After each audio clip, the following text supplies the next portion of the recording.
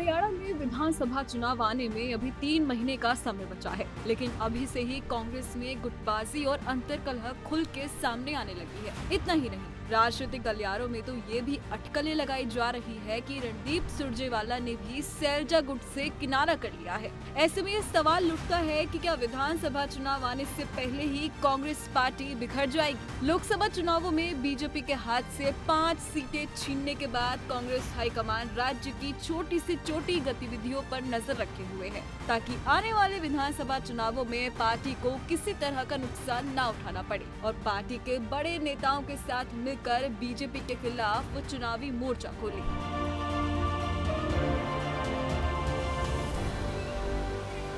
जिसके लिए कांग्रेस हाईकमान ने स्ट्रेटेजिक कमेटी की बैठक बुलाई थी, जिसमें सांसद कुमारी सैलजा और राज्यसभा सांसद रणदीप सुरजेवाला शामिल नहीं हुए। ये बात किसी से छिपी नहीं है कि कुमारी सैलजा सीएम पद के लिए खुद को बेस्ट साबित करने की जुगत में जुटी हुई है। कांग्रेस समेत सैलजा को ऐसी उम्मीद है कि विधानसभा चुनाव के बाद हरियाणा में उनकी ही सरकार बनने जा रही है। ऐसे में सैलजा खुद को सीएम की रेस में बनाए रखना चाहती है, लेकिन कभी हुड्डा के धुर विरोधी रहे रणदीप सुरजेवाला ने इन दिन सैलजा की जन संदेश यात्रा से दूरी बना रखी है। राजनीतिक गलियारों में ऐसी अटकलें लगाई जा रही है कि सुरजेवाला और सैलजा के बीच सब कुछ ठीक नहीं चल रहा है। यही वजह है कि सुरजेवाला ने सैलजा की जन संदेश यात्रा से खुद को दूर किया हुआ है।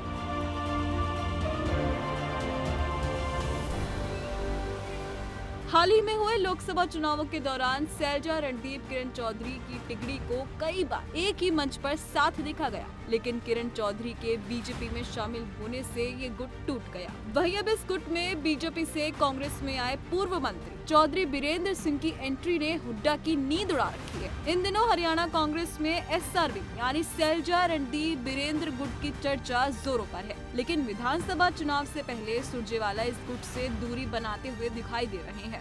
राजनीतिक पंडितों का मानना है कि सुरजेवाला सैलजा या अन्य का नेतृत्व करने की बजाय वो चुनाव से पहले अपनी खुद की अलग पहचान बनाने में जुट गए हैं। दावा तो यहाँ तक किया जा रहा है कि सुरजेवाला की इस पूरी कवायद का मकसद खुद को सीएम प्रोजेक्ट करना है, जिसके लिए वो इन दिनों पुरजोर कोशिश में जुटे हुए हैं। लेकिन विधानसभा चुनाव से पहले कांग्रेस के इन दिग्गज नेताओं की राजनीतिक महत्वाकांक्षा कहीं उनके लिए मुसीबत न खड़ी कर दे। चुनाव से पहले कांग्रेस में इस अंतर्कलह के चलते हो सकता है कि कांग्रेस हाईकमान कोई बड़ा फैसला ले, लेकिन इस बात से इनकार नहीं किया जा सकता है कि कांग्रेस को इस बार विधानसभा चुनाव में न केवल बीजेपी से मुकाबला करना है, बल्कि अपने नेताओं के बीच टिकट बंटवारे समेत मुख्यमंत्री के चेहरे को लेकर चल रही खींचतान से भी दो चार होना है। विधानसभा चुनावों से पहले कांग्रेस के नेताओं का यूं बिखरना पार्टी के लिए कोई शुभ संकेत नहीं है, वो भी ऐसे समय में जब कांग्रेस का प्रदर्शन और स्थिति पहले से मजबूत हुई हो।